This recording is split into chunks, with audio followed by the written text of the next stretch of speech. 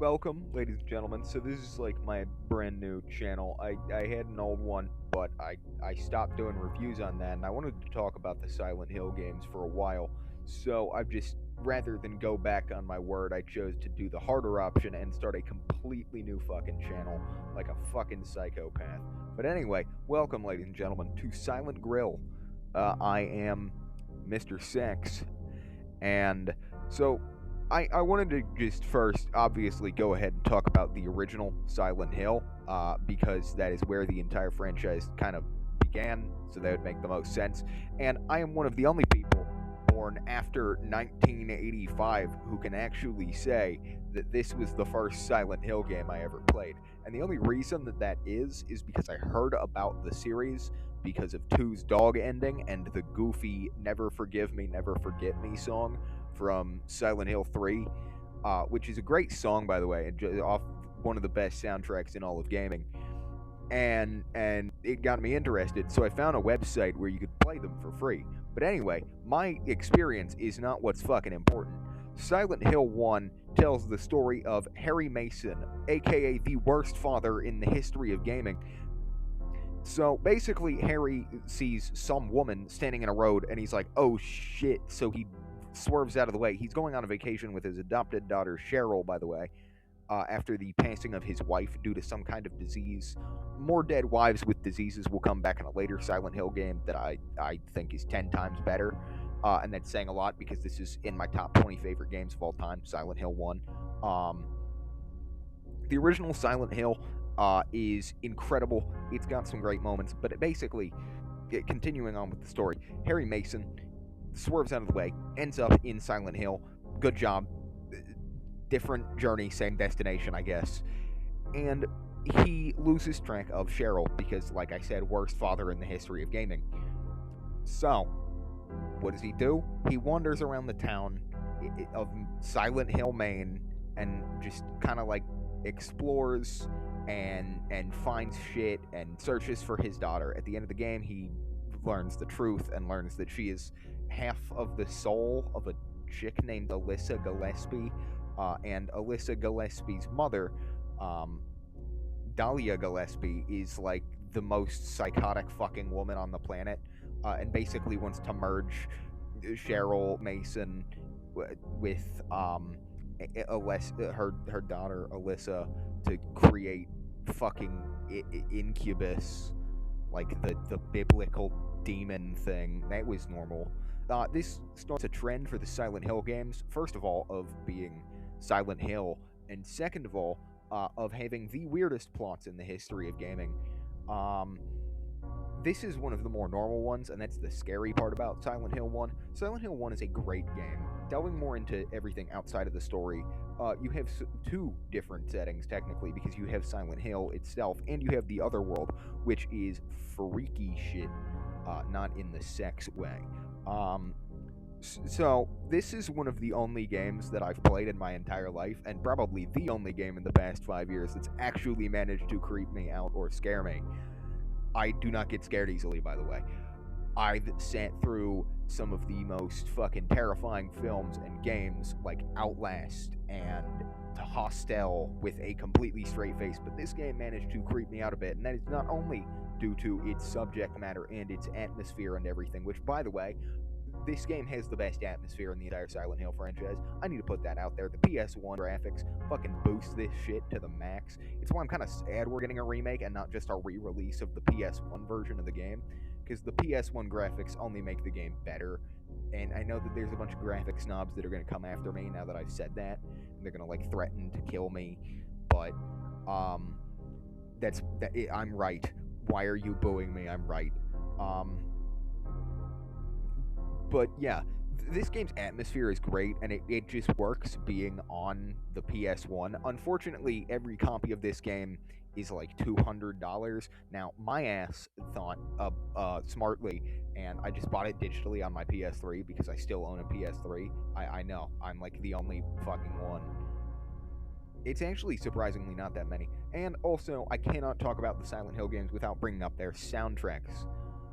Silent Hill 1 soundtrack is fucking fantastic. This shit does not get the credit that it deserves, and it gets a lot of credit. We have some great tracks like Silent Hill, creative name, 10 out of 10, best redundancy, or Not Tomorrow, or Killing Time.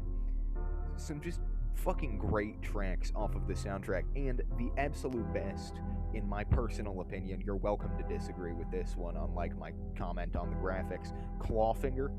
Akira Yamaoka has never failed on any soundtrack ever, and the first 4 Silent Hill games especially are proof of that.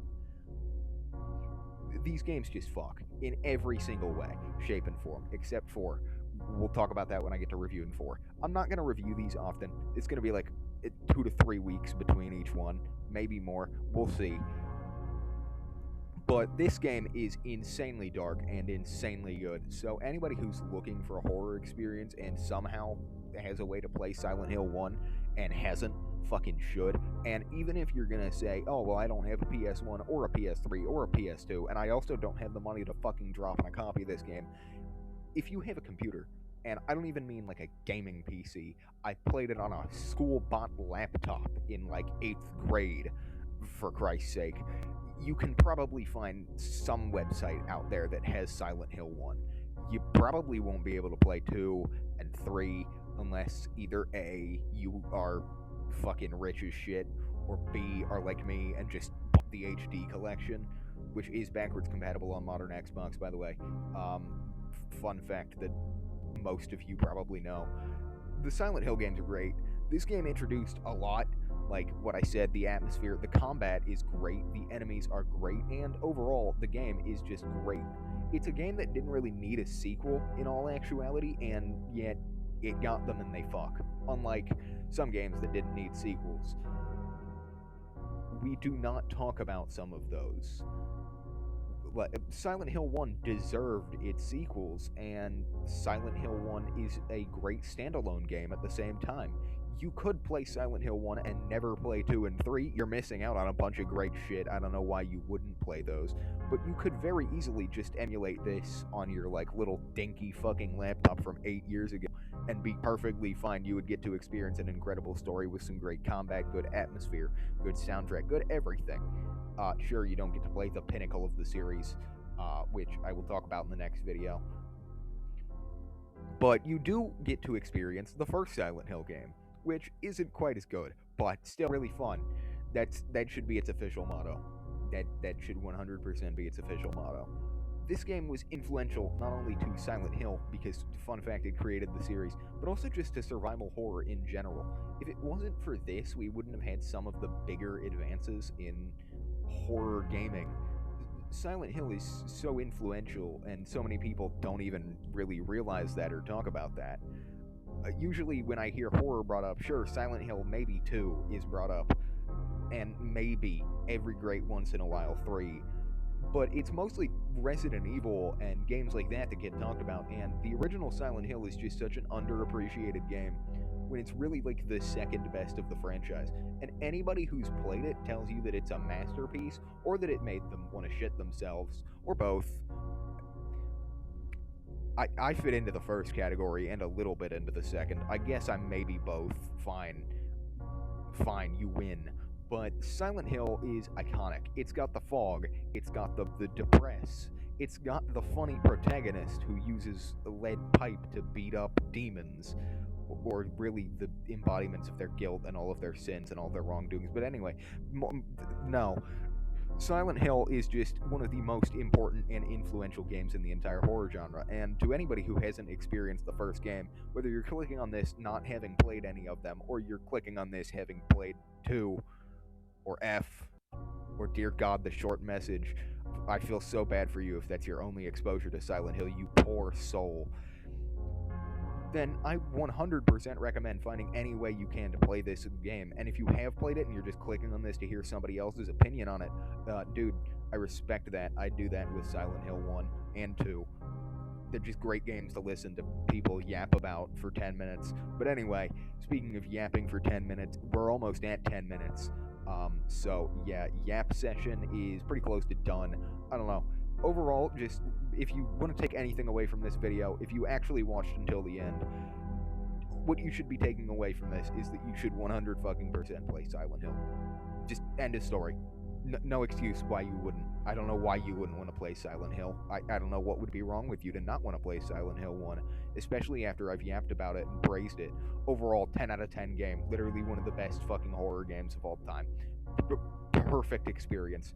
Better than Evil Within. Better than Resident Evil Code Veronica. Yeah. Anyway, if you did enjoy this video, subscribe, like, comment. Just I need the support because this is a completely new channel. I had my old one, but I don't anymore. Fun. Well, I do still have that, but I don't really like upload on that. This is gonna be the more uploaded on channel. Maybe I'll go back and forth. I don't know, but I would love the support, and it would just help me out a lot in growing this channel and expanding out and getting more bigger audience and teaching more about people about Silent Hill. So if you want to, please do. And if you don't want to subscribe, what the fuck? Okay, fine. Have it your way then. I'm not gonna force you.